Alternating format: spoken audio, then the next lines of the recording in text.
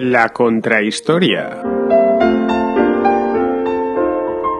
Un programa presentado y dirigido por Fernando Díaz Villanueva.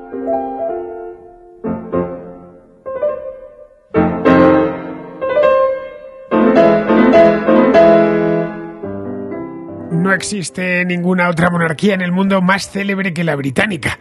Pocos saben quién es el rey de Noruega, o el de los Países Bajos, o el de Bélgica, pero todos, en mayor o menor medida, están al tanto de los pormenores de la Casa Real Británica. El Reino Unido, que lleva, como su nombre indica, el término reino incorporado en la denominación oficial del Estado, posee una de las monarquías más antiguas del mundo. Los soberanos británicos, de hecho, pueden trazar sus orígenes hasta los pequeños reinos de la Inglaterra anglosajona y de la Escocia de la Alta Edad Media. La Inglaterra anglosajona tenía en origen una monarquía electiva, que fue reemplazada por un sistema hereditario tras la conquista de los normandos en el año 1066. La dinastía, instaurada por los invasores normandos, y la de los Plantagenet, también de origen francés, extendieron su autoridad por todas las islas británicas, creando primero el señorío de Irlanda en el año 1177 y luego ya en el siglo XIII apoderándose de Gales, que estaba fragmentado en pequeños reinos. En 1215 el rey Juan I aceptó limitar sus propios poderes otorgando una Carta Magna, que inauguró el llamado Pactismo Británico. De ahí en adelante, los reyes ingleses empezaron a convocar parlamentos para aprobar impuestos y promulgar leyes. Poco a poco, la autoridad del parlamento fue creciendo a costa del poder real. En 1603, tras la muerte de Isabel I, la última soberana de la dinastía Tudor, los reinos de Inglaterra y Escocia pasaron a compartir monarca con la llamada Unión de las Coronas. Años más tarde, ya con la dinastía Estuardo instaurada en el trono, llegaron los problemas. De 1649 a 1660, Inglaterra y Escocia se quedaron sin rey.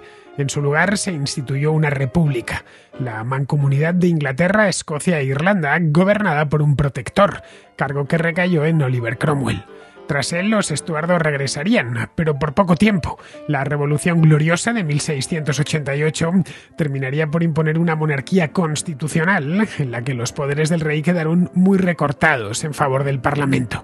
Los nuevos monarcas de la dinastía Orange culminaron la reforma religiosa que había dado comienzo siglo y medio antes con Enrique VIII. Excluyeron a los católicos de la sucesión al trono y en 1707 los reinos de Inglaterra y Escocia se fusionaron formalmente dando origen al reino de Gran Bretaña. Poco después pasaría a ser gobernada por la dinastía de los Hannover. Un siglo más tarde, en 1801, Irlanda se sumó como reino con entidad propia. Para entonces, Gran Bretaña se había convertido ya en una gran potencia que levantó el mayor imperio de su tiempo. El monarca británico se encontraba, al menos nominalmente, a la cabeza de ese vasto imperio que estuvo creciendo sin descanso hasta bien entrado el siglo XX. Tras la Primera Guerra Mundial, sus dominios eran inmensos, cubrían una cuarta parte de las tierras emergidas de todo el globo. En 1926, la Declaración Balfour permitió que los dominios del imperio se transformasen en países independientes, dentro de una mancomunidad de naciones unidas por la corona. En los años posteriores a la Segunda Guerra Mundial, la mayor parte de las colonias y territorios británicos se independizaron, poniendo fin así a uno de los mayores imperios de la historia. Jorge VI y sus sucesores, Isabel II y Carlos III, adoptaron el título de jefe de la mancomunidad como símbolo de la libre asociación de sus Estados miembros ya plenamente independizados. Actualmente, el Reino Unido y otros 14 estados comparten soberano en la persona del monarca británico, el más famoso de todo el mundo.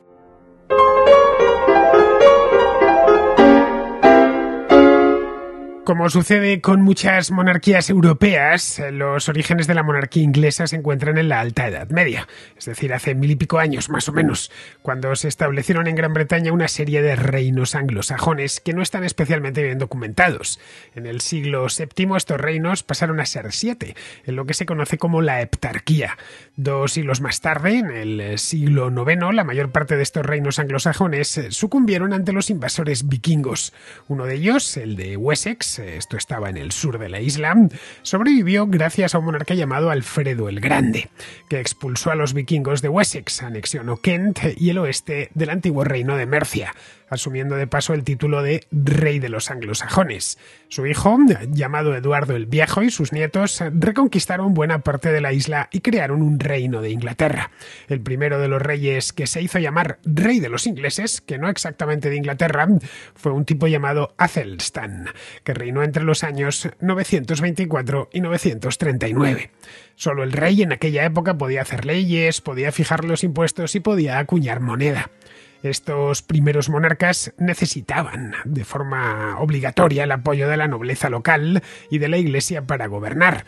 El gobierno se organizaba sobre un consejo llamado Witan, formado por obispos y por señores locales.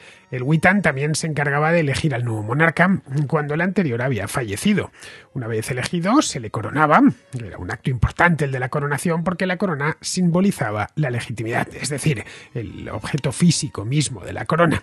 Para finales del siglo X, el procedimiento de coronación ya había quedado más o menos establecido.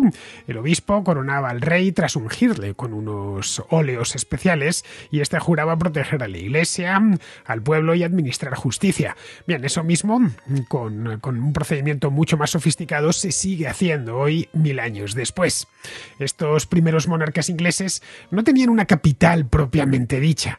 La corte era itinerante, aunque donde más tiempo solían pasar en aquel entonces era en la ciudad de Winchester.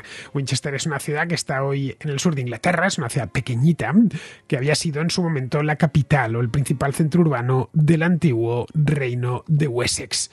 El rey lo que solía hacer era viajar por sus dominios en la isla para poder controlar así mejor a los señores locales, que seguían teniendo muchísimo poder. El reino estaba organizado en condados, una división territorial, por cierto, que se ha mantenido pues hasta la fecha, hasta el momento presente, tanto en el Reino Unido como en las antiguas colonias británicas, como Estados Unidos o Canadá. Los counties son una de las divisiones territoriales más comunes en el mundo de habla inglesa. En el año 1014, Etelredo II, más conocido como Etelredo el Indeciso, fue destronado por otro invasor proveniente de Escandinavia, el príncipe danés Canuto, que se convirtió después de la invasión en rey de Inglaterra. Durante el reinado de Canuto, Inglaterra se unió a los reinos de Dinamarca y Noruega que también habían conquistado. Pero Canuto no tenía intención de vivir en Gran Bretaña. Tras ser coronado en Inglaterra, volvió a Dinamarca y dividió Inglaterra en 4 condados. Uno era Wessex, otro era Anglia Oriental, otro Mercia y otro Northumbria, con un conde, nombrado por él naturalmente, al frente de cada uno de ellos.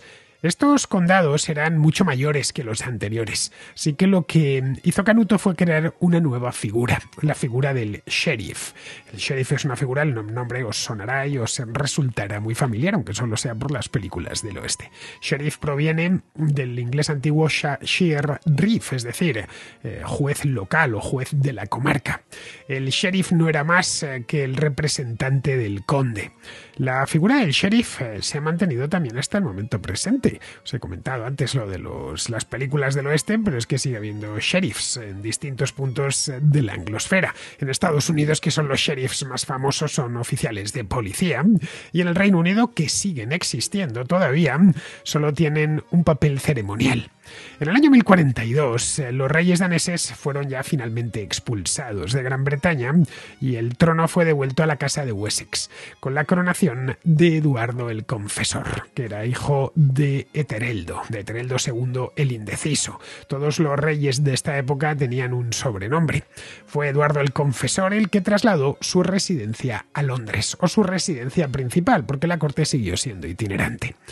Londres era un antiguo emplazamiento romano llamado Londinium, que estaba relativamente cerca del Canal de la Mancha y al final en el estuario ya del río Támesis, que es uno de los principales ríos de Gran Bretaña.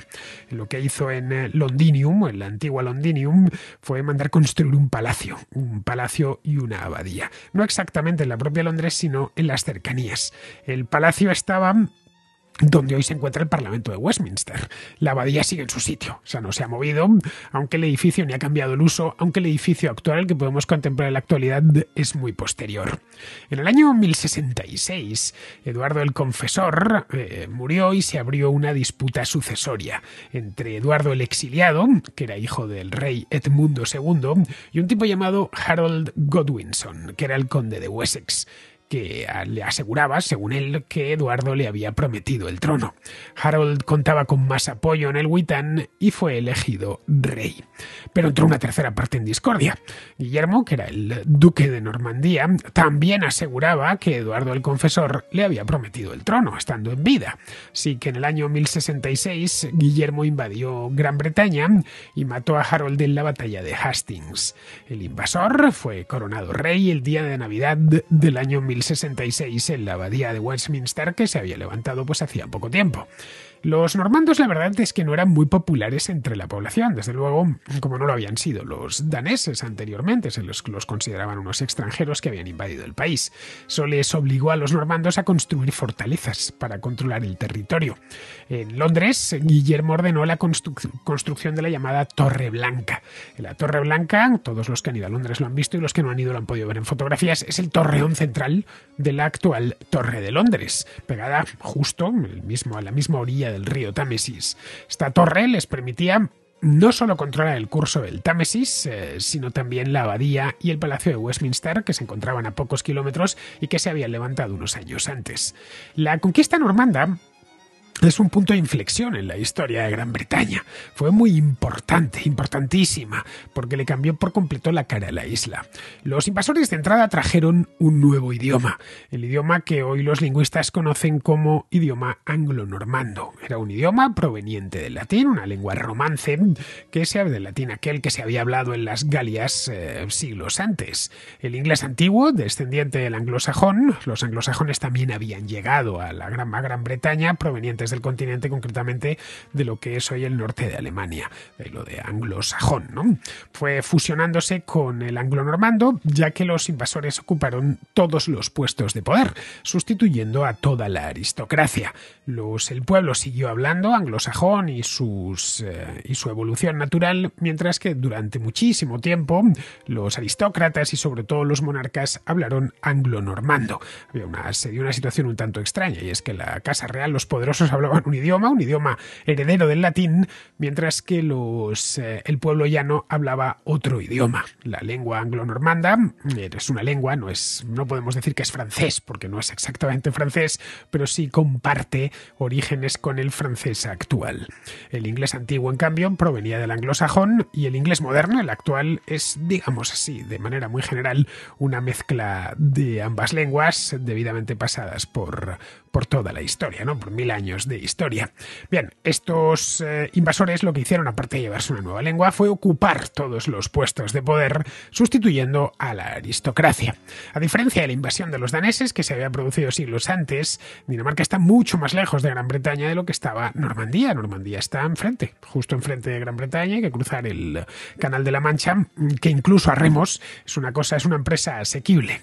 Cruzar el Mar del Norte no es así, de tal manera que el tráfico de gente a través del canal se intensificó muchísimo y pudieron los normandos apoderarse con muchísima facilidad, o con relativa facilidad por lo menos, tenían también muchos apoyos allí, de Gran Bretaña, de lo que había sido el reino de Inglaterra. Los normandos pasaron a tener control del Witan, al que rebautizaron el latín, lo rebautizaron como Curia Regis, y mantuvieron su sistema de condados. Era una forma inmejorable de controlar el territorio, no iban a cambiar algo que funcionaba bien. Los normandos lo que hicieron fue terminar de consolidar el feudalismo, que ya había aparecido en Gran Bretaña, pero en el continente estaba mucho más implantado. Había dado comienzo esto en el periodo anglosajón, pero del interior de Europa era de donde provenían todas las novedades políticas, una de ellas era el propio feudalismo. Lo que sí hizo Guillermo, que pasó a ser conocido y ha pasado a ser conocido como Guillermo el Conquistador, fue realizar un censo de todos todo lo que había en el país. Encargó el censo antes de emprender la invasión. Quería saber si merecía la pena invadir aquello. Entonces encargó que le hiciesen una relación, nunca mejor dicho, de todo lo que tenía Inglaterra en aquel momento. El censo se compiló en un libro llamado Domesday Book, que vendría a traducirse algo así como libro de cuentas. Quería conocer de cerca no solo cuánta gente había, que eso le importaba obviamente, sino qué tenían los habitantes, especialmente los nobles locales. Luego esta información que había compilado antes le resultó muy útil, porque le sirvió para que toda la tierra del país pasase a ser de su propiedad. Luego él ya la cedía a los nobles mediante contratos de vasallaje. Esos contratos implicaban prestar ayuda al rey en el caso de que lo necesitase. El rey se reservaba también el nombramiento de los obispos, el nombramiento de los abades de todo el reino. La Iglesia era en aquel entonces, no solo en Inglaterra, sino en toda Europa occidental, muy poderosa.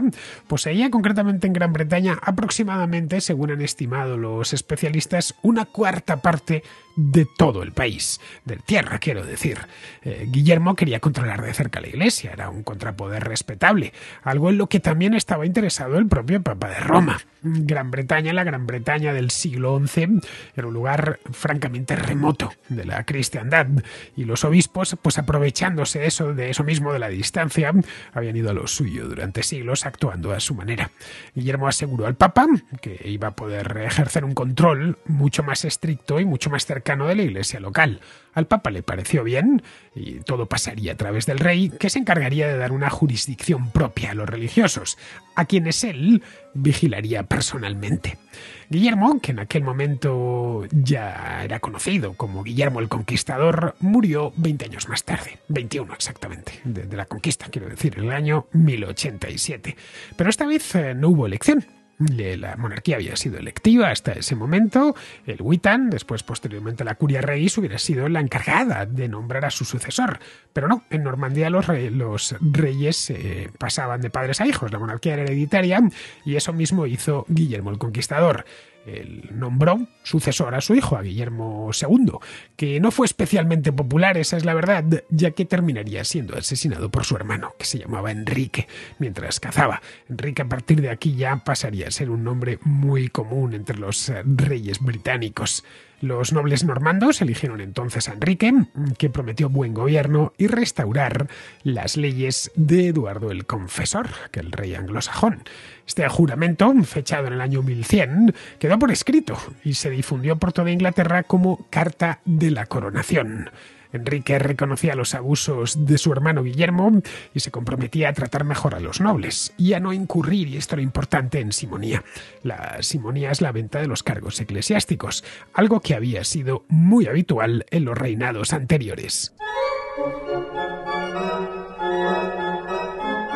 Fue durante el reinado de Enrique cuando se formalizó la Casa Real inglesa. Nació la Cancillería como oficina que se encargaba de custodiar los decretos reales. Nació también la Cámara, que llevaba los dineros del rey, y nació el cargo de mariscal, que se hacía cargo de los viajes del monarca, que eran muy comunes porque la corte todavía seguía siendo itinerante. La Casa Real propiamente dicha estaba formada por el monarca, por su familia, por todos sus sirvientes y por su guardia personal. Pero insisto, la corte era todavía itinerante. Estaba en Londres de vez en cuando y el resto del tiempo lo pasaba viajando por el reino. El rey también pasaba tiempo al otro lado del Canal de la Mancha, donde seguía siendo un rey propietario, tenía dominios. 3 veces al año el rey se reunía con los obispos y con los nobles ingleses en un concilio llamado Magnum Concilium. Como no siempre podía estar presente porque a veces le pillaban Francia al otro lado del canal, lo que hizo fue nombrar a un representante que pasó a llamarse justiciar. El justiciar es el antecedente de los actuales primeros ministros, aunque la figura de primer ministro no aparecería hasta mucho más tarde, ya hasta el siglo XVIII. Con el primer justiciar del que se tiene noticia, llamado Roger de Salisbury, se estableció también otra institución muy británica, el Exchequer, que se dedicaría a administrar las finanzas reales. Hoy el ministro de Finanzas, o mejor dicho, de Hacienda del Reino Unido se llama Chancellor of the Exchequer, es decir, canciller del Exchequer. También se encargaba el Exchequer de la recaudación de impuestos. La administración poco poco a poco se fue sofisticando. Se nombraron, por ejemplo, jueces de condado, jueces itinerantes para tratar los casos más complicados, y todos los jueces respondían directamente ante la curia real. Controlar la justicia era una manera muy directa de controlar a los señoríos locales, no lo olvidemos. Enrique se casó con Matilde de Escocia, que era un reino que estaba más al norte. Tuvieron 2 hijos, una se llamaba Matilde, a quien casaron con el emperador del Sacro Imperio Romano, que se llamaba Enrique V en aquel momento, y el otro hijo se llamaba Guillermo Adelín. Pero el príncipe murió en un naufragio en el Canal de la Mancha. Estaban, como os decía antes, cruzando continuamente estos normandos el Canal de la Mancha, creando así una crisis sucesoria. La monarquía hereditaria tenía sus ventajas indiscutibles, y era que no había problemas cuando se moría un rey a la hora de elegirle, pero tenía también sus desventajas. Una de ellas, y la principal, es que podía ser, y de hecho sucedía y sigue sucediendo, que a veces los reyes mueren sin dejar descendencia directa. Y esto es lo que sucedió con Enrique I. En el año 1126, Enrique I tomó una decisión un tanto controvertida, que fue la de nombrar heredera a su hija Matilde, teniendo en cuenta que su hijo, Guillermo, se había ahogado en el Canal de la Mancha. Matilde era la única hija legítima que le quedaba, y obligó a la nobleza a jurarle lealtad. Lo hicieron los nobles, pero lo hicieron sin demasiado convencimiento. Tras la muerte de Enrique, esto sucedió en el año 1135, su sobrino, que se llamaba Esteban de Blois, reclamó el trono, y con el apoyo de la mayor parte de los nobles se hizo con el poder. Matilde no estaba dispuesta a entregar el trono por las buenas, le plantó cara, y eso dio lugar a una prolongada guerra civil que duró 15 años, entre 1138 y 1153, de la que saldría victorioso, pero solo después de aceptar que tras su muerte reinaría Enrique, el hijo que Matilde había tenido no con el emperador del Sacro Imperio, sino con su segundo marido, que se llamaba Godofredo de Anjou. En 1154, Enrique II se convirtió en rey de Inglaterra. Con él empezaba una nueva dinastía. Ya se acababa la dinastía normanda y empezaba la dinastía de los Plantagenet, que era la que venía de Godofredo de Anjou, también conocidos como angevinos. Eso ya tiene más relación con el apellido Anjou. Enrique II controlaba o reinaba no solo sobre Inglaterra, sino también sobre buena parte de Francia, ya que reunió en su persona los dominios de su padre, de Godofredo, y de su madre, de Matilde. En Inglaterra, Enrique restauró la autoridad real tras varios años, nada menos que 15, de guerra civil. En algunas partes del país, los nobles de hecho se habían convertido en entidades, las zonas aristocráticas o los territorios aristocráticos, en entidades prácticamente independientes de la corona. En el año 1155, Enrique expulsó a todos los mercenarios extranjeros que había y ordenó la demolición de los castillos que se habían construido sin la autorización real. Tener un castillo que no estaba debidamente autorizado era todo un problema, porque para tomar un castillo a veces hacían falta meses o directamente años, dependiendo de lo bien localizado que estuviese el castillo. Hecho esto, hizo una serie de reformas legales que tuvieron, la verdad, un recorrido bastante largo. Hasta ese momento, la ley inglesa se basaba, pues como casi todas las leyes, en la costumbre. Con Enrique lo que se hizo fue publicar compilaciones legales. Hizo también una reforma de la justicia, estableciendo la supremacía de los tribunales reales sobre los tribunales señoriales y los tribunales eclesiásticos. Ordenó que se fijase en Westminster, un tribunal permanente que respondía directamente ante el monarca. Guillermo el Conquistador, como os comentaba antes, había separado la jurisdicción civil y eclesiástica. Eso a Enrique II no le gustaba absolutamente nada. ¿Por qué? Pues porque los clérigos a veces cometían delitos como robos y asesinatos. Esos delitos, por muy graves que fuesen, los juzgaban sus propios tribunales eclesiásticos, y estos tribunales a menudo eran muy indulgentes con las condenas. Esto, evidentemente, no ya es que molestase al rey, sino que indignaba al pueblo. Si un sacerdote, por ejemplo, un monje, mataba a alguien o violaba a una mujer, veían que le juzgaba un tribunal eclesiástico y que a lo más que le condenaba quizá pues era recluirse en el monasterio.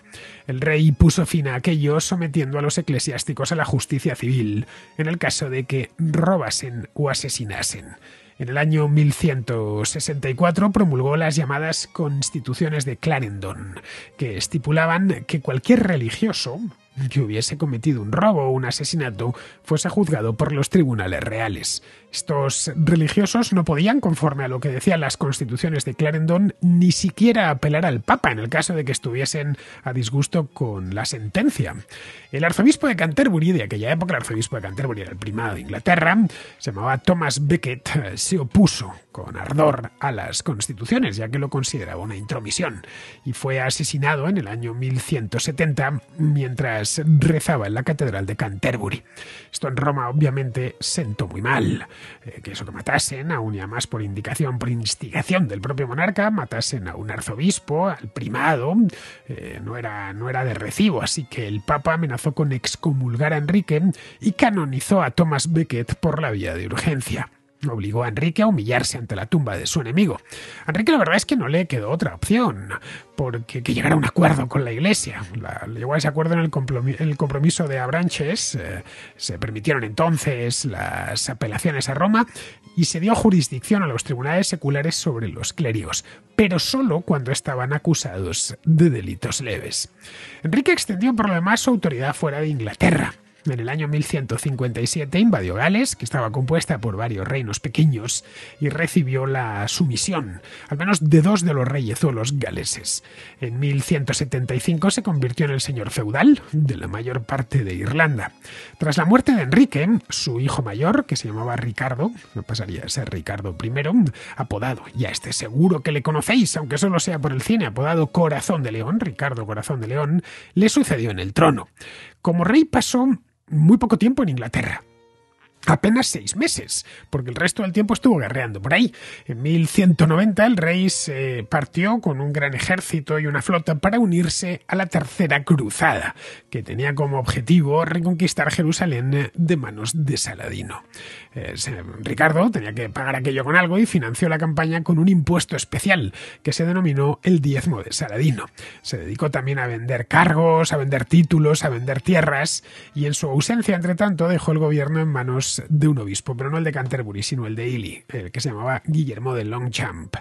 Pero en Inglaterra se quedaba también su hermano Juan, conocido como Juan sin tierra, que tenía ambiciones políticas. Ricardo, tenía miedo de que Juan asaltase el poder por las malas mientras estaba en Tierra Santa, hizo jurar a su hermano que abandonaría Inglaterra durante 3 años, que al menos se marchase de ahí para evitar la tentación. Ya se sabe, quien evita la tentación evita el peligro. Juan aceptó, pero poco después rompió su juramento y regresó a Inglaterra para oponerse abiertamente a Guillermo de Longchamp. Se enteró Ricardo que estaba en Sicilia en aquel momento y envió a un obispo llamado Walter de Coutances a Inglaterra para resolver la situación, para ver qué pasaba, para que Juan bajase sus ambiciones y pudiese seguir gobernando Longchamp. Pero de Coutances le traicionó. En octubre de ese año, un grupo de aristócratas y obispos acaudillados por Walter de Coutances depuso a Longchamp y nombró a Juan no como rey, porque no podían deponer a Ricardo Corazón de León, pero sí como regente. Lo que hizo él, entre tanto, se quedó como justiciar. De vuelta de la cruzada, Ricardo, cuando volvía de Tierra Santa, fue encarcelado por el emperador del Sacro Imperio durante más de un año y no fue liberado hasta que Inglaterra pagó un rescate bastante crecido. En el año 1193, Juan sin tierra huyó a Francia y se puso bajo la protección del monarca francés, que se llamaba Felipe II.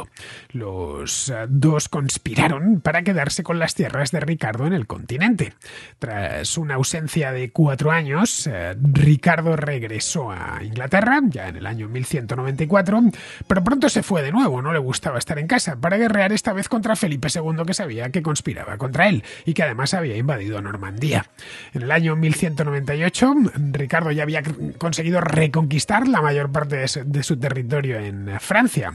En la batalla de Gisors, Ricardo es donde adoptó el lema, conocidísimo hoy, en francés, Dieu mon droit, que significa en francés Dios y mi derecho, que más tarde se adoptó ya como el lema real y así es hasta nuestros días. Un año más tarde, Ricardo murió a causa de las heridas que había recibido durante un asedio, el asedio de Chalus-Chabrol, y antes de su muerte, eso sí, se murió en paz, hizo las paces, se arregló con su hermano Juan, nombrándolo su sucesor.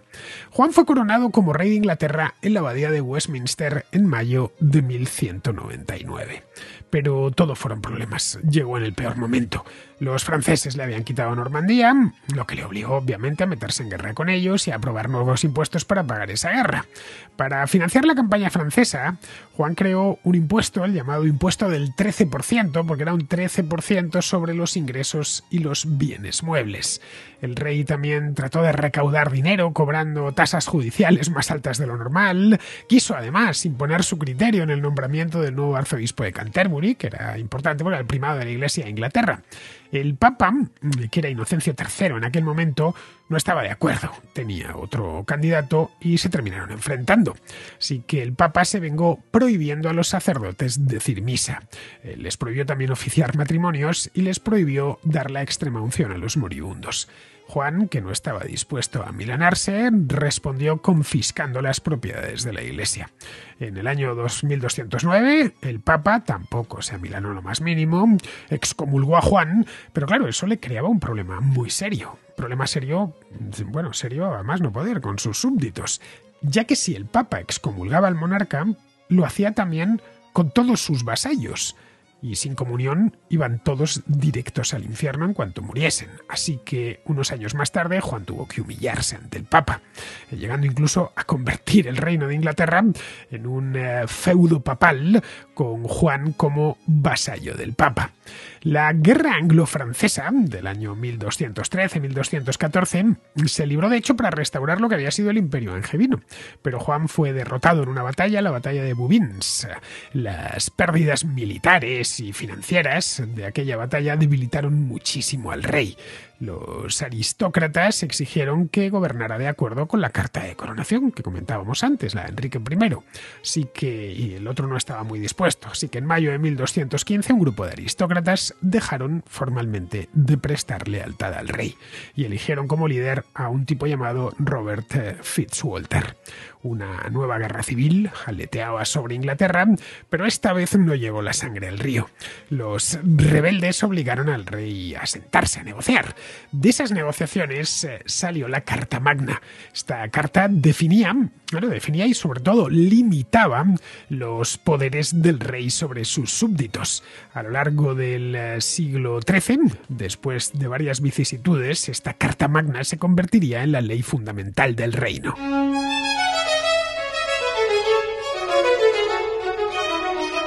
A diferencia de las cartas que ofrecían libertades concedidas anteriormente, la Carta Magna era algo distinto, porque la Carta Magna incluía un mecanismo que permitía que un consejo formado solo por 25 aristócratas se les permitía emprender una cosa conocida como rebelión legal contra el rey, si violaba algún punto de esta carta.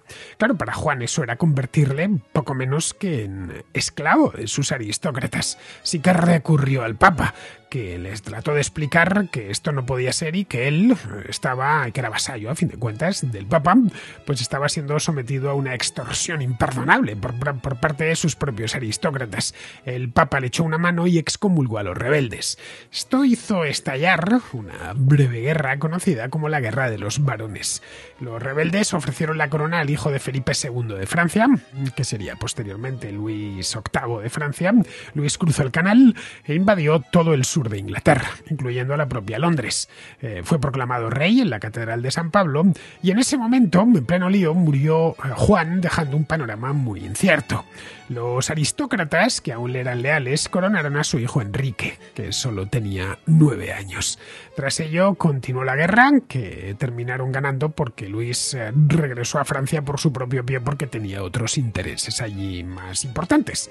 Enrique III, que debía la corona a los nobles y que había sido criado por ellos, asumió que la Carta Magna era imprescindible para seguir siendo rey. La Carta Magna volvió a promulgarse y a partir de ese momento momento el rey ya empezó a convocar regularmente un consejo, que dio en llamarse Parlamento. En principio, las reuniones del Parlamento no tenían periodicidad fija, era un poco a voluntad del propio monarca, y fue a partir de 1258, tras el Parlamento de Oxford, iban reuniéndose, no necesariamente en Londres, por distintas partes de Inglaterra, y esta vez fue en Oxford, empezó a reunirse de manera informal 3 veces al año. El Parlamento se arrogó la competencia de elegir al justiciar, al canciller y también a los sheriff. Esto al rey no le gustaba. No le gustaba porque le quitaban los principales poderes. Así que estalló la Segunda Guerra de los Barones. El rey volvió a perder la guerra. El líder rebelde, que se llamaba Simón de Montfort, convocó un parlamento especial al que llamó a caballeros y a burgueses de las principales ciudades. Fue la primera vez en la que entraron no solo aristócratas, sino gentes de otra extracción social, dando origen a lo que posteriormente se convertiría en la Cámara de los Comunes. Es decir, tenía por un lado el Parlamento británico sigue teniendo 2 cámaras, una de los lores, los nobles, los lords, los señores, y otra destinada exclusivamente a la aristocracia, y otra a la gente del común.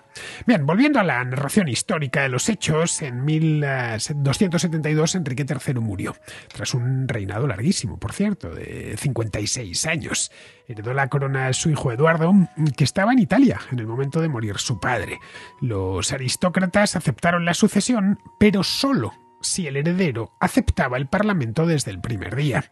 Eduardo aceptó y se dispuso a reinar, pero junto al Parlamento, no contra él. Lo convocaban no 3, sino 2 veces al año, una en Semana Santa y la otra en San Miguel, es decir, a finales de septiembre. Fue concediéndole estatutos y privilegios, y en 1295 incorporó de forma regular a caballeros y a élites urbanas que representaban a las ciudades, sirviendo eso de germen de la Cámara de los Comunes. Necesitaba dinero para invadir Escocia y buena parte de ese dinero sabía perfectamente que estaba en las ciudades. Gracias a eso, Eduardo pudo financiar sus campañas militares en Gales y en Escocia. Conquistó Gales de forma muy exitosa y, sobre todo, lo más importante, de forma permanente, construyó castillos y puso a todo Gales bajo la ley inglesa, mediante un estatuto, el llamado Estatuto de Gales, que convirtió a aquella región, que hasta ese momento había tenido varios reyes, en un principado.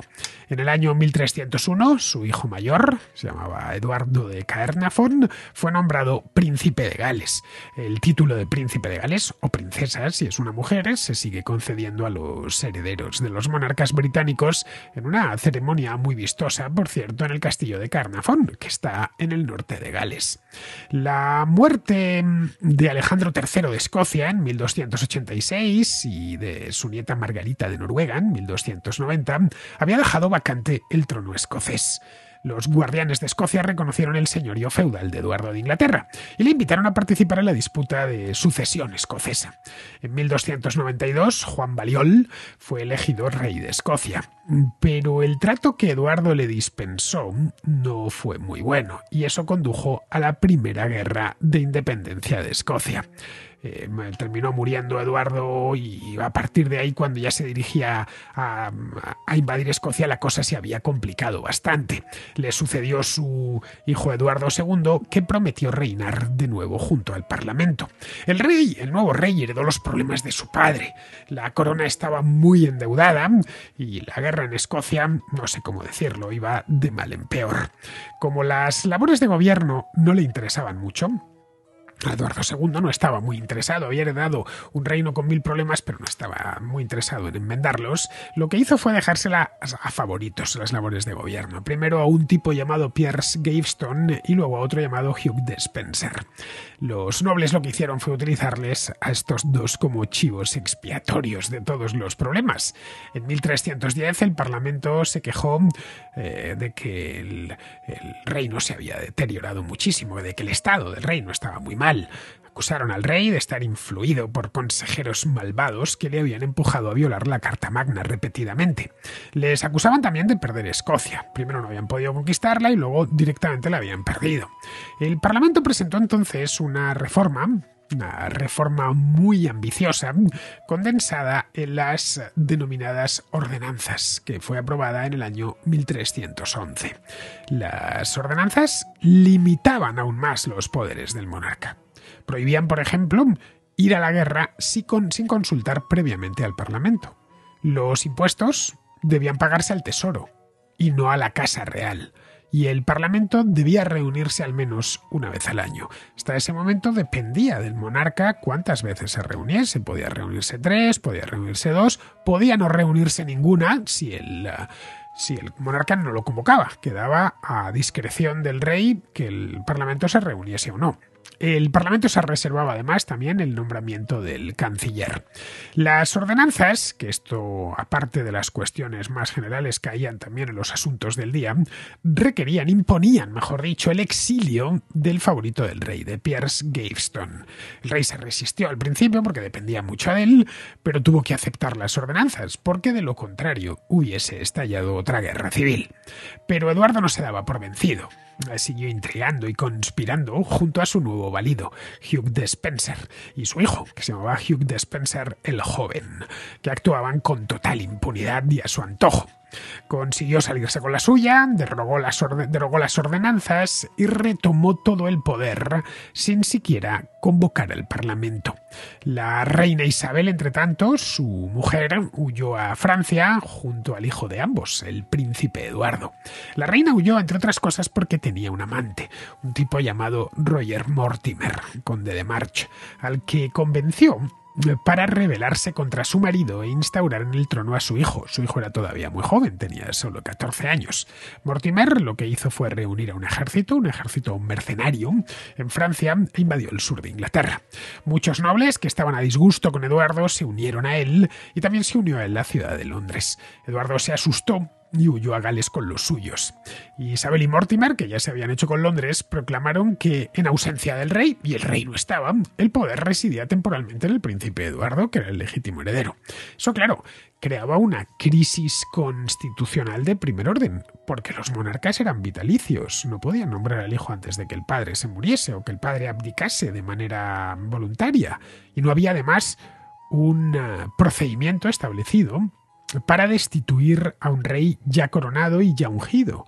En teoría, el rey era la fuente de todo el poder. Así que en el Parlamento de 1327 se redactaron los llamados artículos de acusación, acusando a Eduardo II de violar su juramento de coronación y de actuar al dictado de malos consejeros. Eduardo II se vio obligado a abdicar en su hijo, que fue coronado como Eduardo III. Esta fue la primera vez en la historia de Inglaterra que un monarca fue depuesto formalmente del trono. El rey, unos meses más tarde, murió ya, probablemente asesinado por orden de su esposa. Eduardo III era un adolescente de 14 años cuando llegó al trono, por lo que realmente eran Isabel y Mortimer quienes mandaban. Como gobernantes, por cierto, fueron desastrosos. Firmaron un pésimo tratado con Francia y otro peor todavía con Escocia, renunciando directamente al señorío allí. Mortimer, entre tanto, se enriqueció todo lo que pudo, a pesar de que la corona estaba en bancarrota. En 1330, Eduardo III tenía ya 17 años y lo que hizo fue dar un golpe de estado en el castillo de Nottingham, con la ayuda de William Montagu y otros 16 aristócratas. Mortimer fue arrestado, juzgado ante el Parlamento y colgado por traición. El joven rey, que disponía ya en ese momento pleno control de su reino, se dio cuenta de que no podía permitirse molestar demasiado a la nobleza, que era peligroso. Así que fortaleció todo lo que pudo los lazos con los nobles de todo el reino y empezó incluso a hablar su misma lengua, el inglés o el inglés medio, que se conoce actualmente, que era una mezcla ya del antiguo anglosajón con el normando. Eduardo III fue de hecho el primer rey en hablar inglés, lo que sirvió para que de ahí en adelante los reyes dejasen de emplear el francés como lengua distinguida y como lengua de poder. En 1333 invadió Escocia y obtuvo una gran victoria en la batalla de Halidon Hill, debido, entre otras cosas, al uso del arco largo. La victoria le permitió colocar a Eduardo Balliol en el trono escocés, con él mismo como señor feudal. Pero los escoceses leales al otro candidato, que se llamaba David, continuaron resistiendo con ayuda francesa. En marzo de 1337, Eduardo creó 6 nuevos condados para obtener apoyo militar para una guerra contra Francia. Su hijo mayor, que se llamaba Eduardo de Woodstock, fue nombrado duque de Cornualles. El ducado de Cornualles fue el primer ducado creado en Inglaterra. Hasta entonces lo más que había eran condes. En 1337, el rey Felipe VI de Francia confiscó el ducado de Aquitania y el condado de Poitiers. Se lo confiscó al rey inglés. En 1340, Eduardo reclamó el trono de Francia, alegando que era el último descendiente varón de su abuelo, Felipe IV de Francia. Para simbolizar su reclamo, el rey agregó la flor de lis a las armas reales de Inglaterra, y ahí se mantuvo esta flor de lis hasta ya bien entrado el siglo XVIII.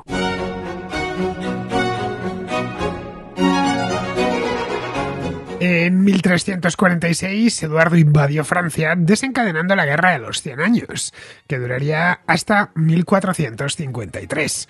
Los ingleses ganaron en la batalla de Crécy y después de un asedio tomaron la ciudad de Calais.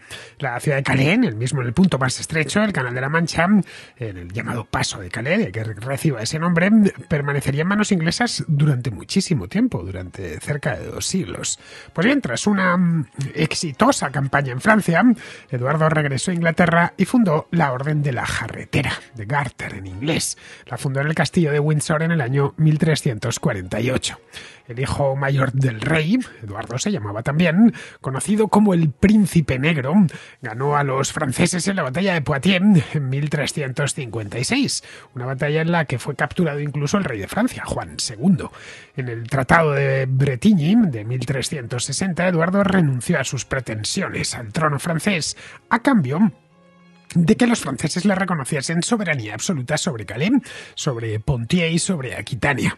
También negoció una paz con Escocia que incluía la liberación del candidato de David, a cambio de reconocer el señorío supremo de Escocia por parte del rey de Inglaterra.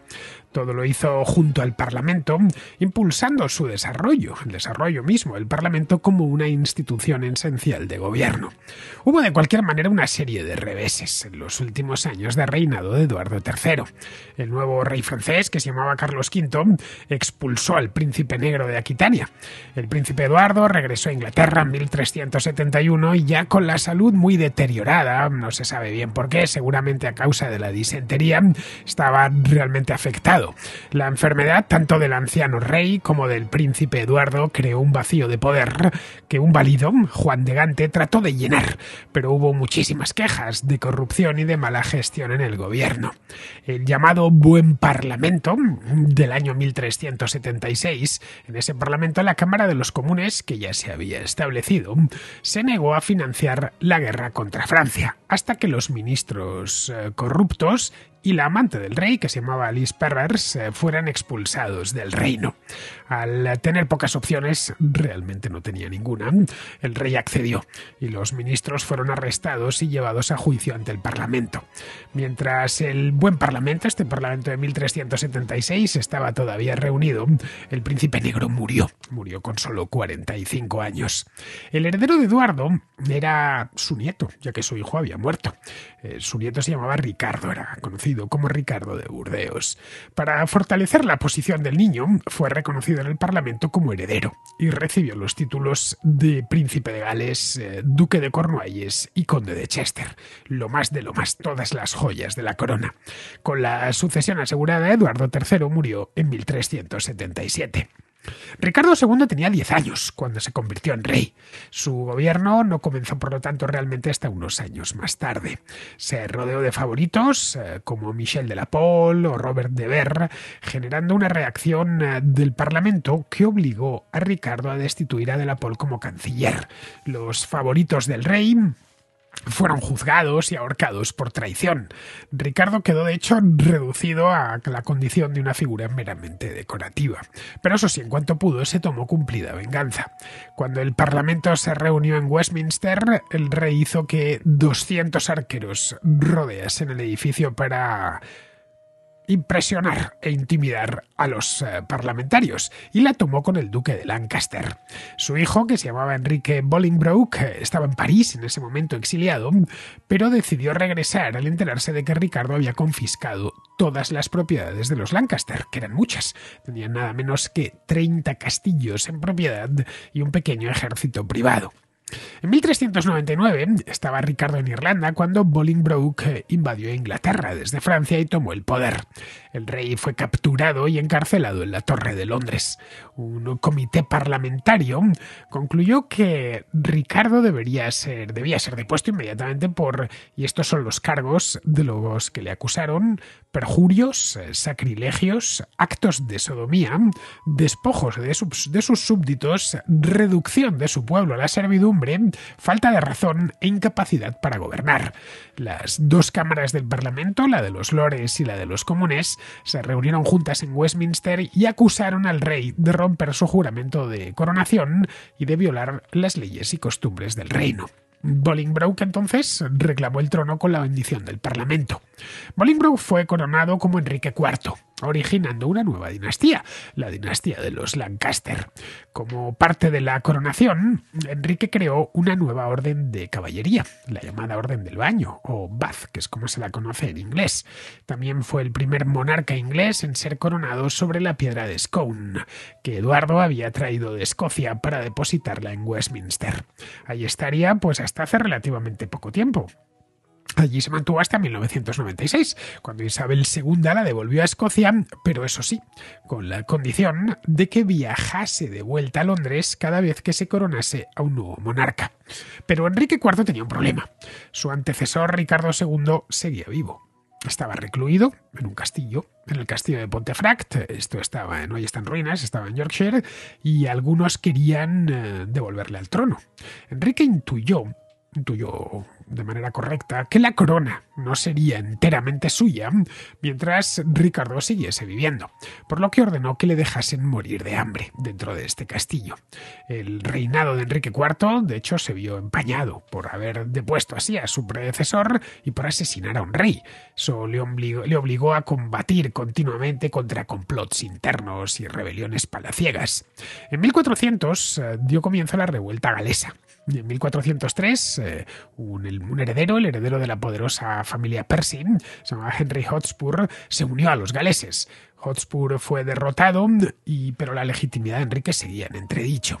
Carlos VI de Francia, que era suegro de Ricardo, se negó a reconocer a Enrique. Además, los problemas no solo eran internos, sino que eran también externos.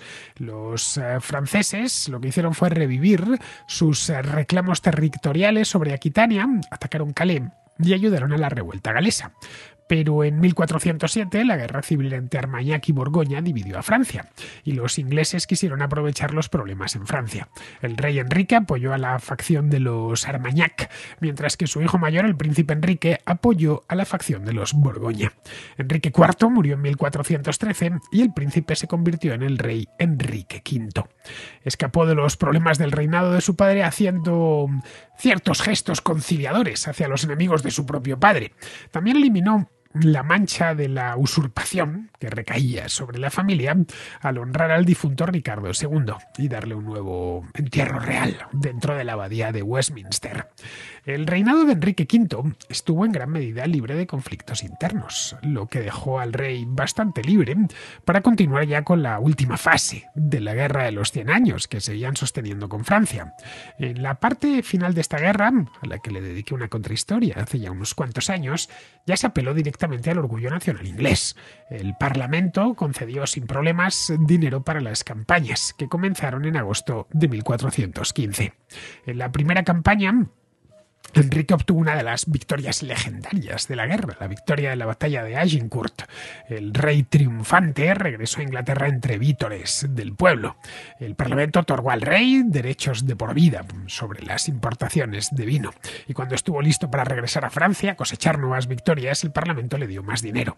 Enrique V regresó a Francia en 1417 y permaneció allí 3 años.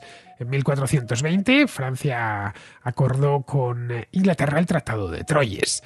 Enrique fue reconocido como heredero y regente del rey Carlos VI de Francia y se casó con su hija, Catalina de Valois. El hijo de Carlos, el Delfín, fue desheredado, pero continuó controlando más de la mitad de Francia, al sur del Loira.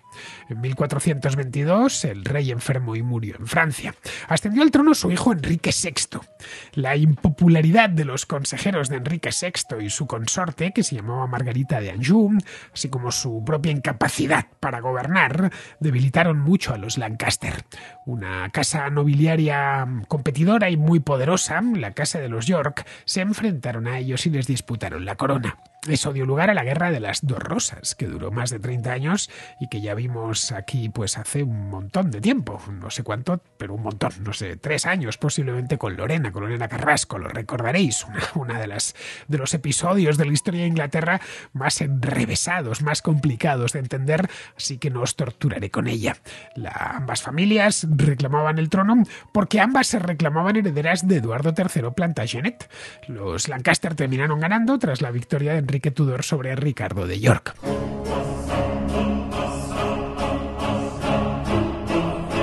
Enrique Tudor, coronado en 1485 como Enrique VII, aceptó casarse con Isabel de York y puso fin al conflicto. En sus 23 años de reinado consiguió pacificar el reino y dejar un heredero, Enrique VIII, a quien casó en 1509 con Catalina, la hija de Isabel de Castilla y Fernando de Aragón. Eso dio origen a otro conflicto años después porque Enrique VIII quiso divorciarse de Catalina y el Papa no se lo permitió. Además, el sobrino de la reina de Catalina era nada menos que el emperador, así que era un asunto muy delicado. Enrique VIII decidió entonces romper con la Iglesia Católica mediante el Acta de Supremacía, que estableció la Iglesia de Inglaterra, la conocida como Iglesia Anglicana. Se divorció entonces de Catalina y se casó con su amante, Ana Bolena. Gales, que había sido conquistada siglos antes, pero que seguía siendo un dominio separado de la corona, se anexionó ya formalmente a Inglaterra en virtud de las leyes de Gales, que fueron varias entre 1535 y 1542.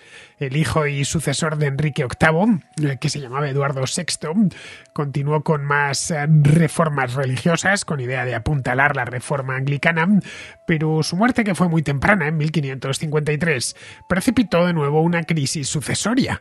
Tenía miedo Eduardo VI de permitir que su media hermana, que era católica, María I, que era hija de Catalina, Eduardo VI era hijo de Jane Seymour, la tercera esposa de Enrique VIII, que tuvo 6 esposas, pues bien, que María le sucediese y redactó un testamento en el que designaba a Lady Jane Grey como su heredera.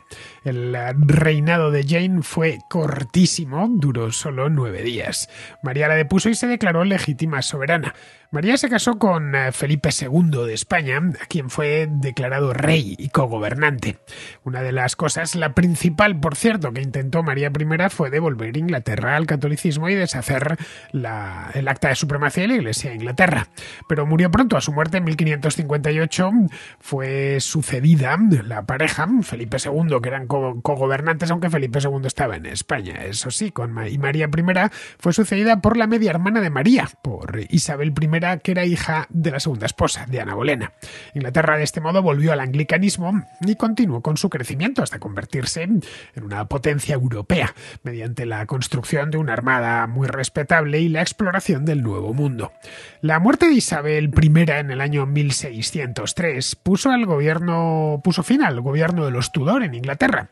Como no tuvo hijos, Isabel I, que por algo la llamaba la Reina Virgen, fue sucedida por el monarca escocés, que se llamaba Jacobo VI. Bueno, pasó a ser Jacobo VI en Escocia. Era bisnieto de la hermana mayor de Enrique VIII y, por lo tanto, pues el primo hermano de Isabel.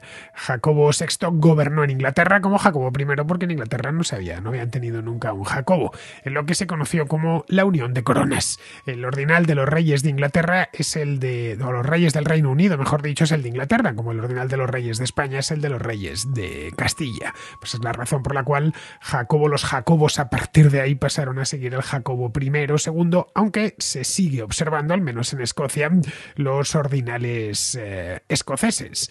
Bien, con Jacobo daba comienzo otra dinastía, la de los Estuardo, una dinastía de origen escocés. Inglaterra y Escocia pasaron a estar en unión personal bajo el mismo monarca, pero seguían siendo 2 reinos separados, con sus propias instituciones. El sucesor de Jacobo, Carlos I, tuvo roces continuos con el Parlamento, especialmente con los problemas que le ponía para recaudar e imponer nuevos impuestos. Decidió entonces Carlos I gobernar sin parlamento entre los años 1629 y 1640. Adoptó una serie de políticas religiosas un tanto problemáticas que chocaron con los presbiterianos escoceses y con los puritanos ingleses. Su intento de imponer el anglicanismo en Escocia, donde había una gran variedad religiosa, llevó a una guerra, y la guerra de los obispos, e hizo luego estallar la guerra de los Tres Reinos. En 1642 el conflicto entre el rey y el parlamento inglés llegó a su clímax y comenzó la guerra civil inglesa. Esta guerra civil culminó con la ejecución del rey en el año 1649, fue decapitado, y el derrocamiento ya de la monarquía y el establecimiento de una mancomunidad, una Commonwealth, la mancomunidad de Inglaterra.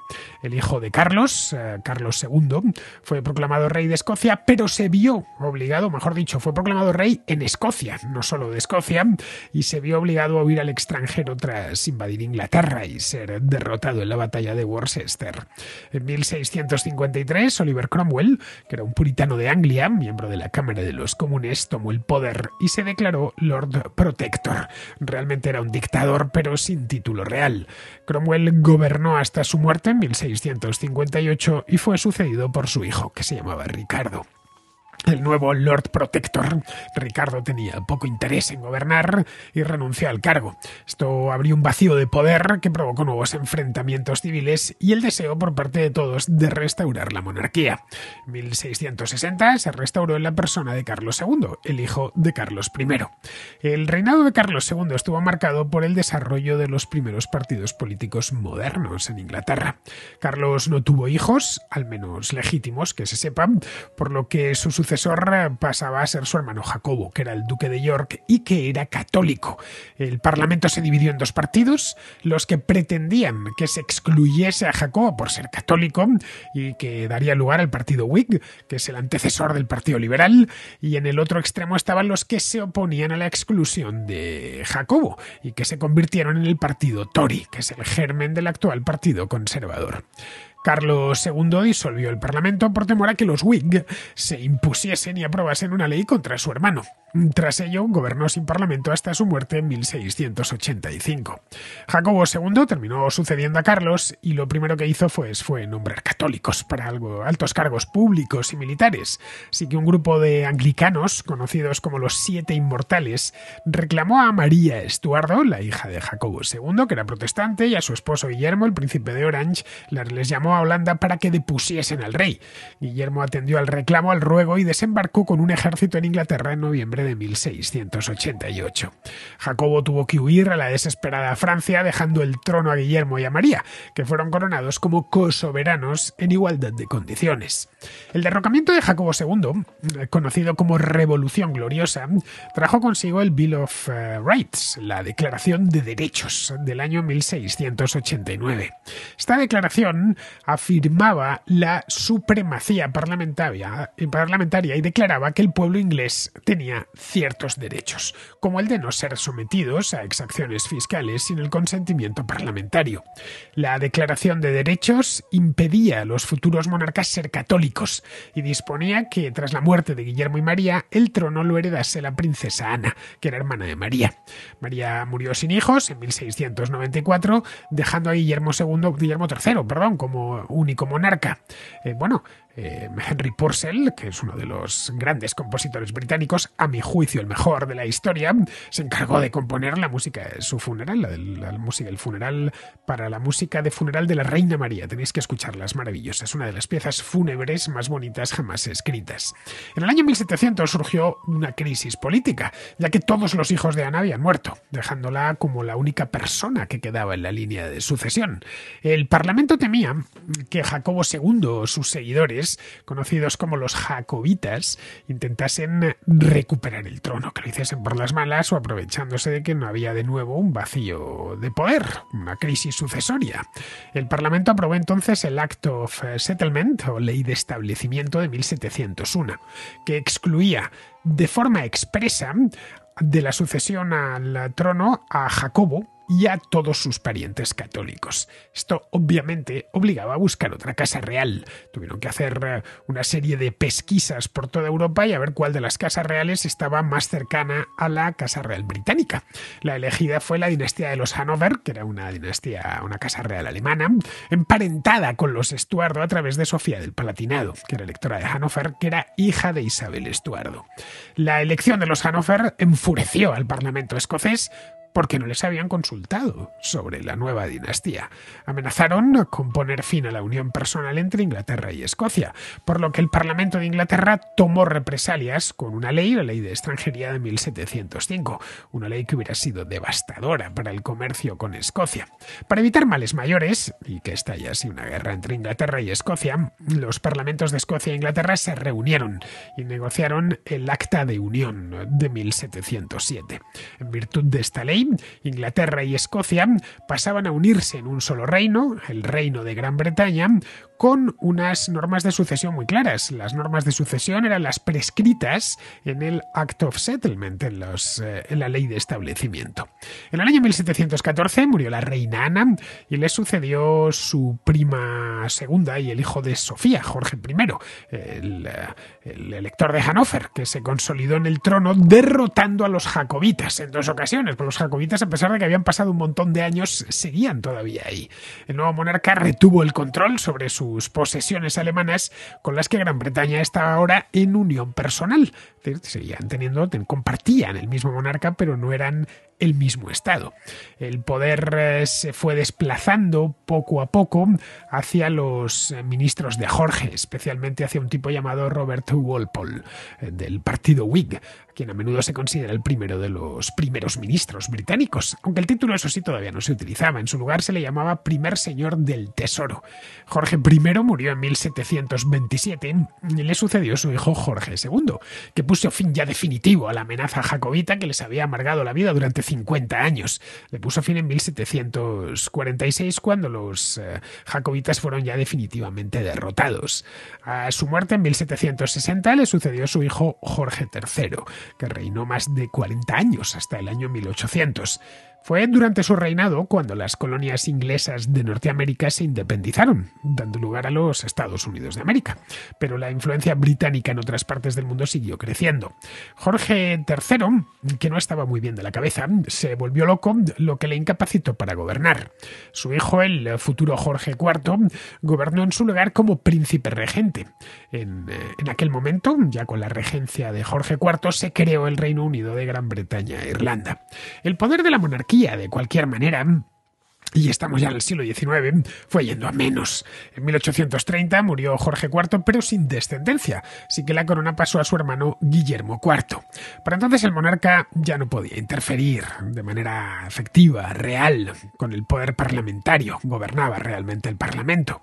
Durante su reinado se aprobó, por ejemplo, la Ley de Reforma de 1832, que reformó la representación parlamentaria. La ley condujo, entre otras cosas, a que el sufragio electoral se expandiese bastante. Fuesen cada vez más ingleses los que votaban para elegir a los diputados en el Parlamento, a los miembros del Parlamento. Convirtió, por ejemplo, esta ley la Cámara de los Comunes en la cámara más importante del Parlamento. Pero Guillermo IV tampoco dejó descendencia, lo que abrió nuevamente una crisis sucesoria. Se resolvió rápido, esta vez entregando la corona a su sobrina, que se llamaba Alejandra Victoria.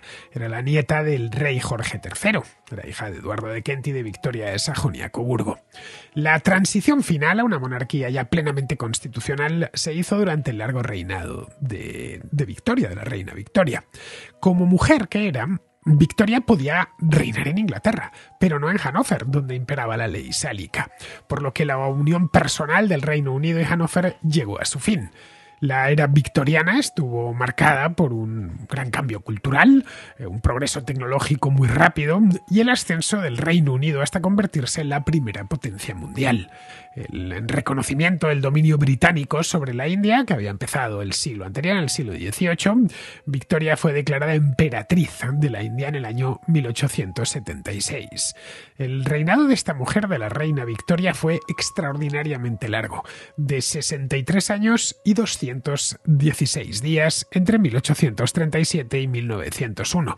Esta es una marca que solo ha sido superada por Isabel II, que reinó algo más de 70 años, un siglo después. El hijo de Victoria, que se llamaba Eduardo VII, se convirtió en el primer monarca de la casa de Sajonia, Coburgo y Gotha. ¿Por qué? Pues porque su padre era Alberto de Sajonia, Coburgo y Gotha, denominación que, por cierto, no duraría mucho, porque en 1917 su hijo Jorge V cambió lo de Sajonia, Coburgo y Gotha por el más patriótico Windsor, en homenaje al castillo de Windsor. Esto fue en respuesta, evidentemente, pues a las quejas de los propios británicos, que se quejaban de tener una casa real con un apellido tan alemán como Sajonia, Coburgo y Gotha, a pesar de que estaban en guerra con Alemania. El Reino Unido salió victorioso de la Primera Guerra Mundial, pero poco después de terminar, la mayor parte de Irlanda se separó, conformando una república independiente en 1921. En aquel momento, el Imperio Británico alcanzó su máxima extensión territorial. El rey de Inglaterra reinaba sobre una cuarta parte de todas las tierras emergidas del planeta. Tras la independencia de Irlanda, el gobierno británico pensó que era mejor prepararse y arbitrar un sistema que fuese permitiendo la emancipación gradual de los distintos dominios imperiales, pero eso sí, manteniendo a la corona como nexo de unión entre ellos. Esta voluntad se materializó en la Declaración Balfour de 1926. Hasta ese momento, la corona británica era común para todos, y reinaba de forma colectiva para todo el imperio, obviamente, para los dominios, para las colonias, pero estaban todos subordinados al Reino Unido. Se hablaba del rey del Reino Unido, directamente del rey de Inglaterra. La Declaración de Balfour de 1926 lo que hizo fue dar autogobierno completo a los dominios y creó un sistema mediante el cual un solo monarca operaba de forma independiente en cada dominio por separado. La idea fue debidamente estructurada poco después en el Estatuto de Westminster, 1931, que es algo así como el acta fundacional de la Commonwealth o la Mancomunidad de Naciones. La monarquía dejó de ser así una institución exclusivamente británica, aunque todavía se la denomina británica por razones históricas, obviamente. El monarca se convirtió por separado en monarca del Reino Unido, de Canadá, de Australia, de Nueva Zelanda y de unos cuantos estados más, todos independientes, pero que compartían el mismo monarca en una relación similar a una unión personal. En todos estos países, hasta la fecha presente, el rey de Inglaterra no es rey de Inglaterra en Canadá, sino rey de Canadá, o en Australia, rey de Australia, o en Nueva Zelanda, rey de Nueva Zelanda, y ejerce como jefe de Estado. A la muerte de Jorge V en 1936, le sucedió su hijo Eduardo VIII. Este hombre provocó un gran escándalo al anunciar su deseo de casarse con una estadounidense divorciada llamada Wallis Simpson. Eduardo VIII reinó muy poco tiempo, menos de un año, 326 días exactamente, y anunció su intención de abdicar. Los parlamentos del Reino Unido y de otros países de la Commonwealth accedieron a su solicitud. Eduardo VIII y los hijos que tuviese con su nueva esposa quedaron excluidos de la línea de sucesión y la corona pasó a manos de su hermano Jorge VI. 3 años después estalló otra guerra con Alemania. Esta vez una guerra mucho más dura porque Inglaterra fue atacada de forma muy intensa desde el aire. Jorge VI no abandonó el país para marcharse a Canadá o a otro lugar del imperio. Prefirió quedarse en Londres y eso hizo que la popularidad de la corona subiese muchísimo. El Reino Unido volvió a ganar la guerra, pero el poder británico había quedado muy tocado y mermado. Tras la guerra, en 1947, se independizó el Raj de la India, aunque al principio permanecieron dentro de la Commonwealth. Eso no duró mucho, ¿eh? En 1950 la India se declaró república y lo mismo sucedió con Pakistán. Otras colonias que se fueron independizando ya en las décadas de los 50 y los 60 sí se integraron en la mancomunidad, la mancomunidad teniendo al monarca como rey. La India sí, la mancomunidad de naciones, por supuesto, pero es una república de la mancomunidad. Algunas se separaron posteriormente. Irlanda, por ejemplo, estuvo al principio en la mancomunidad y luego salió de ahí, y el resto se mantienen, aunque eso sí, la mayor parte como repúblicas. Algunas mantienen al rey de Inglaterra como jefe de Estado y otras no. Los estados miembros de la Commonwealth, que comparten la misma persona como monarca, se conocen informalmente como Commonwealth Realms, es decir, reinos de la mancomunidad.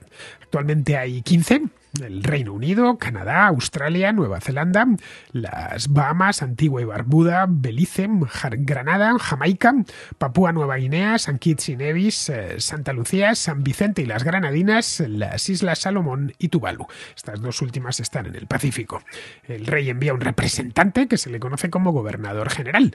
Junto a eso, existen las llamadas dependencias de la corona, que son 3 territorios insulares: la isla de Man, el mar de Irlanda, y luego las islas del Canal de la Mancha, que son 2, Jersey y Guernsey. No forman parte del Reino Unido y tampoco son territorios británicos de ultramar. Tienen sus propias asambleas legislativas y un gobernador elegido por el rey. El rey de Inglaterra es para muchos el rey por antonomasia. Tampoco es extraño, ¿eh? No quedan muchas casas reales en Europa. De la importancia de la británica solo hay realmente una, que es la española, pero ha tenido una historia mucho más agitada en los últimos 200 años. En el resto de Europa solo perviven monarquías en países de pequeño tamaño, como la de los Países Bajos, Bélgica, Luxemburgo, que es un gran ducado, ni siquiera no tiene rey, o los países nórdicos como Dinamarca, Suecia y Noruega. En todos los casos son monarquías parlamentarias inspiradas en muchos aspectos en la británica. En el Reino Unido, entre tanto, la monarquía sigue siendo popular, y aunque los índices de aprobación de la institución como tal están sujetos, obviamente, y se mueven en función de los escándalos que de vez en cuando dan los miembros de la Casa Real, siguen siendo altos, rondan entre el 70, 75, 80% de los británicos están a favor de la monarquía. Los británicos valoran la estabilidad que la monarquía siempre trajo al país y les gusta recrearse con su inamovible continuidad durante más de 1000 años. No es casual que el himno del Reino Unido se titule Dios salve al rey.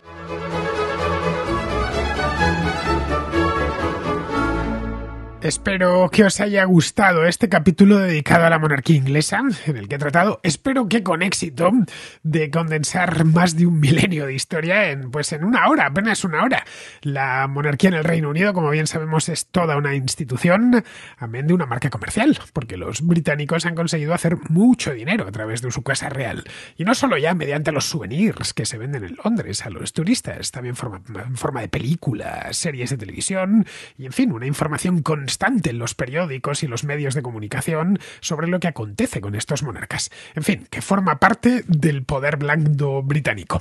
Bien, vamos ahora con el contrasello, donde tenemos a los contraescuchas y sus dudas históricas. El contrasello. El espacio de ruegos, preguntas y reflexiones de la contrahistoria. Empezamos con Javier, que es de Málaga, y que pregunta por los objetos fuera de su tiempo. Soy un contraescucha desde hace relativamente poco tiempo, pero bueno, sobre todo de la contrahistoria vamos poco a poco abarcando todas tus publicaciones, y que decir que son exquisitas, me encantan. Tienes aquí un fiel oyente. El motivo de esta nota de WhatsApp era a ver si podría hablar en tu programa, no sé si te dará para una contrahistoria, pero me parece un tema bastante interesante, los objetos fuera de su tiempo, los OPART, como se dice en inglés, que no son más que pequeños objetos, mecanismos, o a lo mejor alguna escultura, alguna pintura, un jeroglífico que no corresponde a la tecnología o a los conocimientos que se le achacan a esa civilización o a ese periodo histórico. Por ejemplo, las vasijas estas que se supone que eran para hacer un galvanizado, que se encontraron en Egipto, o el exponente más famoso de los objetos estos fuera de su tiempo, que tiene varios documentales en su haber, que es el mecanismo de Anticitera, ¿no? Que se supone que los griegos que lo crearon no tenían conocimientos de mecánica tan avanzados, ni tampoco de astronomía, ya que es una especie de calendario astronómico para predecir fases de la Luna, movimientos del Sol e incluso de algunos planetas, que se supone que los griegos no conocían de su existencia, ni que los griegos tenían capacidad científica ni mecánica para crear ese objeto tan complejo, con esos mecanismos y esas ruedas dentadas. En fin, que no sé si... Para saber sobre todo la opinión que te merecen, ya que algunos, pues, casi prácticamente pertenecen al terreno de la pseudociencia. Pero quería saber tu opinión sobre estos objetos que desafían las explicaciones establecidas, ¿no? La historia convencional, como se le llama, ¿no? Bueno, Fernando, un saludo y enhorabuena por tu programa, que haces una labor estupenda, de verdad. Mi más sincera enhorabuena. Hasta luego. Pues no sabría decirte, Javier, porque en la vida había oído hablar de eso, de los objetos fuera de su tiempo. Vamos, que he tenido que ir a buscarlo a Google, no te digo más. Pero vamos, no hay nada parecido a la historia convencional, como dices, o la historia oficial. Hay hechos ordenados cronológicamente que conocemos a través de las fuentes, ya sean estos textos, vestigios arqueológicos, testimonios y, bueno, en el caso de la historia contemporánea, pues tenemos piezas de sonido y de imagen que han llegado hasta nosotros. La labor del historiador es datar, contextualizar e interpretar esas fuentes. Todos los pasos son importantes y en todos ellos el historiador está obligado a ser desconfiado y a extremar la precaución. Si un texto dice, qué sé yo, que tal rey medieval luchó contra un dragón, pues es mentira, porque no está documentada la existencia de dragones. Si un objeto, como dices tú, que no encaja en su época, que en este caso entraría en la categoría de vestigio, pues está bien datado, es que pertenece a su tiempo, no existen objetos fuera de su tiempo. De lo contrario es que no está bien datado, así que no es que haya objetos fuera de su tiempo, hay en todo caso u objetos falsos u objetos mal datados. Y no hay mucho más, así funciona la metodología de la historia. El resto es creer en la magia y la magia no existe, más allá de los trucos, algunos muy ingeniosos por cierto, de los magos. Bien, seguimos con Daniel, que nos habla de la Guerra de las Rosas y de su relación con la serie Juego de Tronos. Hola Fernando, muchas gracias por la contrahistoria de esta semana sobre la Guerra de las Rosas junto a Lorena, que lo ha hecho genial, la verdad. En solo una hora explicar todo ese lío ha sido muy entretenido. Únicamente eché en falta lo que empezasteis a contar al comienzo del programa y nunca terminasteis de desarrollar, que es el paralelismo con la historia contada de ficción en Juego de Tronos. ¿Qué tanto han cogido de la historia real de esa guerra en Juego de Tronos y quién representaría a quién y demás? Estoy seguro de que gran parte de vuestra audiencia estará también encantado de escucharos al respecto. Así que quizás, quién sabe, en una siguiente entrevista podéis hacer una recapitulación y hablar de ese tema. Muchísimas gracias por el programa y sigue así. Pues mira, Daniel, esto te lo tiene que contar Lorena, porque yo no he visto Juego de Tronos, así que no sé dónde están los paralelismos. Quizá los haya. Bueno, esto creo que es una serie ambientada en una edad media ficticia europea, ¿no? Es posible que los haya, obviamente. Así que, Lorena, si estás al otro lado, ya sabes, ten el detalle de responder a Daniel y ya de paso me respondes a mí, que ya tengo yo la curiosidad. Bien, vamos ahora con Rodrigo, que nos da un par de apuntes sobre la batalla de Inglaterra en el verano de 1940. Escuchando el programa que has hecho sobre la Blitz, que me ha encantado, por cierto, debería de apuntar un par de cosas. De hecho, incluso una estaría relacionada con el programa que hiciste sobre Dunkerque. Como bien mencionaste en ese programa, Goering prometió al canciller dictador Adolf Hitler una ofensiva total que eliminaría a todos los soldados que estaban enjaulados en esa corte de hoz que planificó el brillante general von Manstein con su ayuda del otro general también muy brillante, Heinz Guderian. En esa ocasión se identificó bastante bien que el arma de guerra aérea de los alemanes, si bien era implacable en la superioridad aérea, era bastante deficiente en cuanto al bombardeo estratégico y quizá también, y pese a que era la mejor en su momento, también el bombardeo táctico. Me explico. En esa ocasión no logró ni siquiera agobiar a las tropas británicas, ni siquiera logró detener la evacuación. Y meses después, y ya lo menciona muy bien Adolf Galland en sus memorias, la ofensiva que hubo sobre Gran Bretaña más bien fue ideológica y también fue una campaña de propaganda tremenda para el propio pueblo alemán, pese a que no tuvo ningún impacto material en la guerra. En Londres no había industria de armamento, solo había una población que cuando te tiran bombas no te apetece rendirte, sino te apetece más bien ir a defecar en la tumba del otro. Y por otra parte, supuso una diezma, no, más que una diezma, no recuerdo bien el dato, pero era impresionante. Se perdieron miles de aparatos, miles de pilotos muy bien formados que luego se podrían haber usado para la ofensiva en el oeste, que para la supervivencia del imperio que duraría los 1000 años que dijo el dictador era bastante más importante en aquel momento, lo visto, porque sí, Gran Bretaña estaba muy debilitada. Y otra cosa muy importante es que le dio todas las lecciones que le había costado a Alemania recabar durante años de ejercicios y de formación sobre temas de cómo defenderse ante bombardeos, cómo bombardear, que luego posteriormente recibiría el efecto de esa enseñanza que le dio sin querer queriendo, como diría el Chavo del Ocho, al enemigo. Luego el enemigo, con creces, debido a la capacidad industrial que tienen los anglosajones y que todavía tienen, podría devolver la jugada. Y sin más, agradezco mucho que trates estos temas, que a mí me entusiasman bastante. Me parece un periodo de la historia que es muy importante tener en cuenta, sobre todo porque ahora mismo que hay tantas tensiones geopolíticas, si recuerdas un poco lo que ha ocurrido antes, te puede venir muy bien para poder afrontar esta situación tan extraña.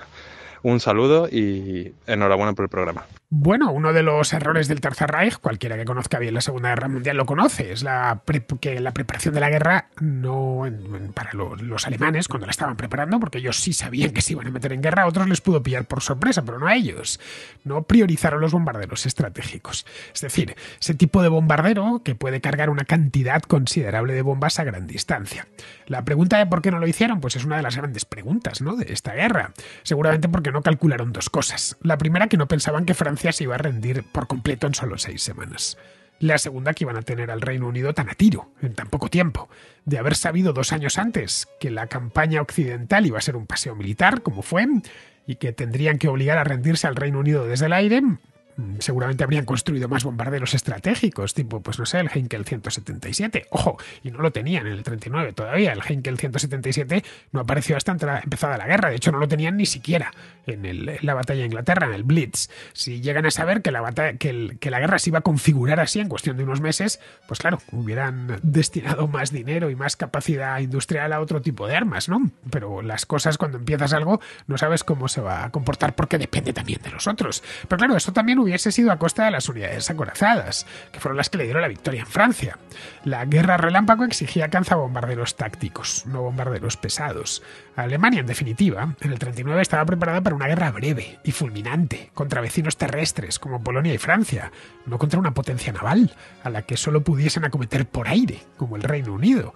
Porque es que incluso en el caso de que hubiesen dispuesto de una flota de bombarderos pesados, el Heinkel 177, por ejemplo, lo suficientemente grande, un montón de ellos, vamos, para el Blitz, difícilmente se hubiese rendido Churchill. Los daños, eso sí, hubieran sido mucho mayores.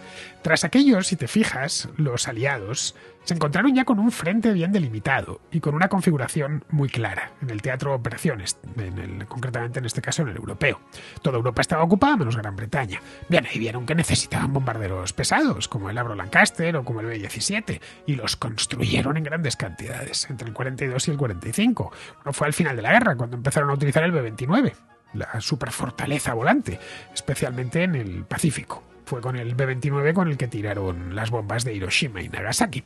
En fin, queridos, pues hasta aquí llega la contrahistoria de hoy. Espero que os haya gustado y con esto me despido de todos vosotros. Hasta la próxima contrahistoria.